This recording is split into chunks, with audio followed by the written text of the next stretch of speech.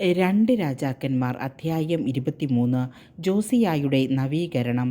രാജാവ് യൂദായിലെയും ജെറുസലേമിലെയും ശ്രേഷ്ഠന്മാരെ ആളയച്ചു വരുത്തി.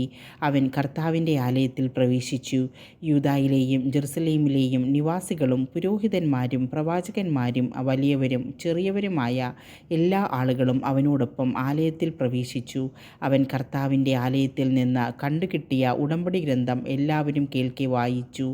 സ്തംഭത്തിന് സമീപം നിന്നുകൊണ്ട് ഉടമ്പടി ഗ്രന്ഥത്തിൽ എഴുതിയിരിക്കുന്ന കർത്താവിൻ്റെ കൽപ്പനകളും പ്രമാണങ്ങളും അനുശാസനങ്ങളും പൂർണ്ണ ഹൃദയത്തോടും പൂർണ്ണ ആത്മാവോടും കൂടി പാലിച്ച് അവിടുത്തെ പിന്തുടർന്നു കൊള്ളാമെന്ന രാജാവ് കർത്താവുമായി ഉടമ്പടി ചെയ്തു.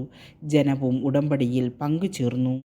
ബാലിനും അശേരായ്ക്കും ആകാശഗോളങ്ങൾക്കും വേണ്ടി ഉണ്ടാക്കിയ പാത്രങ്ങൾ കർത്താവിൻ്റെ ആലയത്തിൽ നിന്ന് എടുത്തുകൊണ്ടുവരാൻ പ്രധാന പുരോഹിതനായ ഹില്ക്കിയായോടും സഹപുരോഹിതന്മാരോടും വാതിൽ കാവൽക്കാരോടും രാജാവ് ആജ്ഞാപിച്ചു.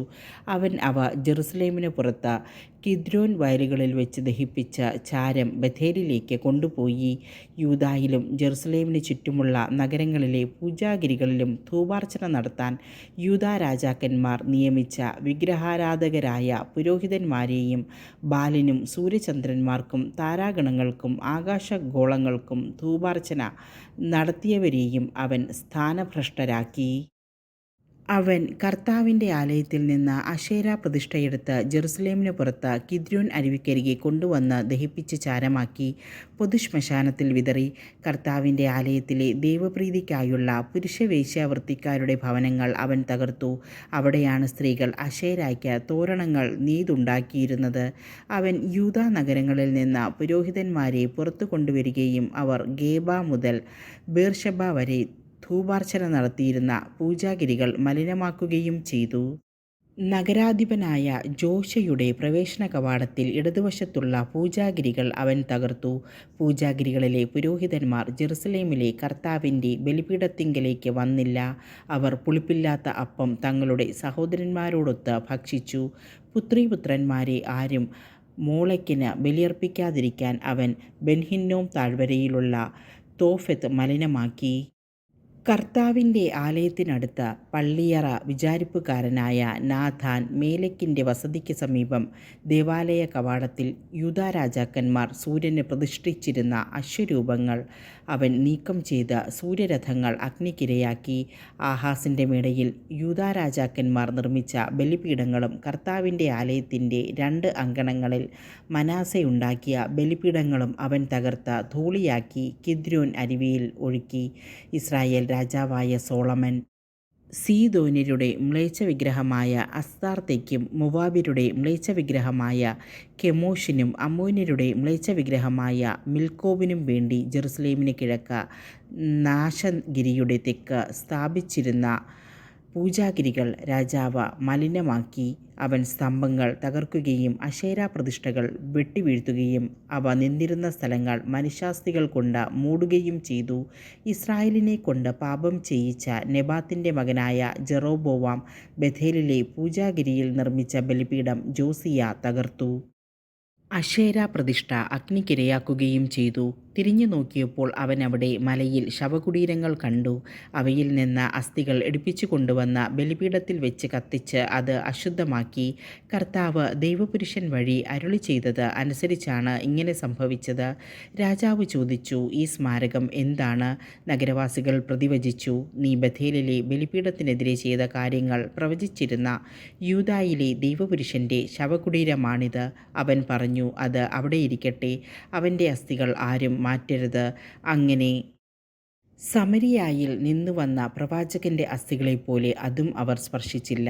കർത്താവിനെ പ്രകോപിപ്പിച്ചുകൊണ്ട് സമരിയ നഗരങ്ങളിൽ ഇസ്രായേൽ രാജാക്കന്മാർ നിർമ്മിച്ച പൂജാഗിരികളും ക്ഷേത്രങ്ങളും ജോസിയ നശിപ്പിച്ചു. അവൻ ബഥേലിൽ ചെയ്തതുപോലെ ഇവിടെയും ചെയ്തു. പൂജാഗിരികളിലെ പുരോഹിതന്മാരെ ബലിപീഠങ്ങളിൽ വെച്ച് കൊല്ലുകയും മനുഷ്യാസ്ഥികൾ അവിടെ ദഹിപ്പിക്കുകയും ചെയ്തു. പിന്നെ അവൻ ജെറുസലേമിലേക്ക് മടങ്ങിപ്പോയി.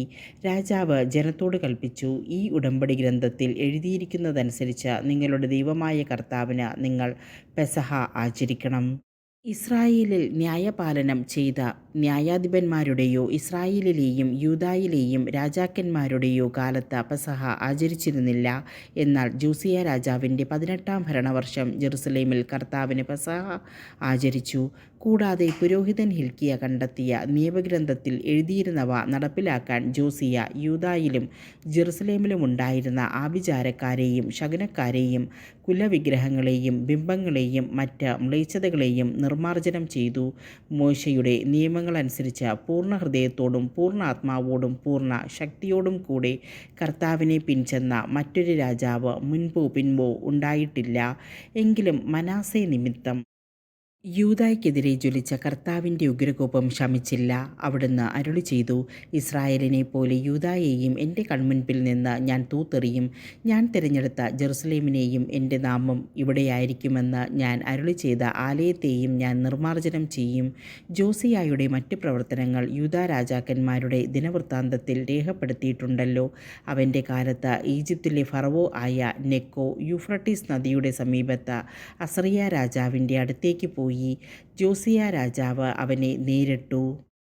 മെഗിദോയിൽ വെച്ച് നെക്കോ അവനെ യുദ്ധത്തിൽ നിഗ്രഹിച്ചു. സേവകന്മാർ മൃതശരീരം ഒരു രഥത്തിൽ മെഗിദോയിൽ നിന്ന് ജെറുസലേമിൽ കൊണ്ടുവന്ന് അവൻ്റെ കല്ലറയിൽ സംസ്കരിച്ചു. അനന്തരം ജനം ജോസിയായുടെ മകൻ യെഹോവാഹാസിനെ രാജാവായി അഭിഷേകം ചെയ്തു. യെഹോവാഹാസ് രാജാവ് ഭരണമേൽക്കുമ്പോൾ യെഹോവാഹാസിന് 23 വയസ്സായിരുന്നു. അവൻ ജെറുസലേമിൽ 3 മാസം ഭരിച്ചു. ലിബ്നായിലെ ജെറമിയായുടെ പുത്രി ഹമൂത്താലായിരുന്നു അവൻ്റെ മാതാവ്. പിതാക്കന്മാരെ പോലെ അവനും കർത്താവിൻ്റെ മുൻപിൽ തിന്മ പ്രവർത്തിച്ചു. അവൻ ജെറുസലേമിൽ ഭരിക്കാതിരിക്കാൻ നെക്കോ അവനെ ഹമാത്തിലെ റിബ്ലായിൽ തടവിലാക്കി. 100 താലന്ത് വെള്ളിയും 1 താലന്ത് സ്വർണവും ദേശത്ത് നികുതി ചുമത്തി. ഫറവോ ആയ നെക്കോ ജോസിയായുടെ മകൻ എലിയാക്കിമിനെ രാജാവാക്കുകയും അവൻ്റെ പേര് യഹോയാക്കിം എന്ന് മാറ്റുകയും ചെയ്തു. യഹോവാഹാസിനെ നെക്കോ ഈജിപ്തിലേക്ക് കൊണ്ടുപോയി. അവൻ അവിടെ വെച്ച് മരിച്ചു. യഹോയാക്കിം രാജാവ്. യഹോയാക്കിം ദേശത്തുനിന്ന് പിരിച്ചെടുത്ത വെള്ളിയും സ്വർണവും ഫറവോയ്ക്ക് കപ്പമായി കൊടുത്തു. അതിനുവേണ്ടി ഓരോരുത്തരിലും നിന്ന് നിശ്ചിത തൂക്കം വെള്ളിയും സ്വർണവും പിരിച്ചെടുത്തു. ഭരണമേൽക്കുമ്പോൾ യഹോയാക്കിമിന് 25 വയസ്സായിരുന്നു. അവൻ ജെറുസലേമിൽ 11 വർഷം ഭരിച്ചു. റുമായിലെ പെദായായുടെ പുത്രി സെബീദ ആയിരുന്നു അവൻ്റെ അമ്മ. പിതാക്കന്മാരെ പോലെ അവനും കർത്താവിൻ്റെ മുൻപിൽ തിന്മ പ്രവർത്തിച്ചു.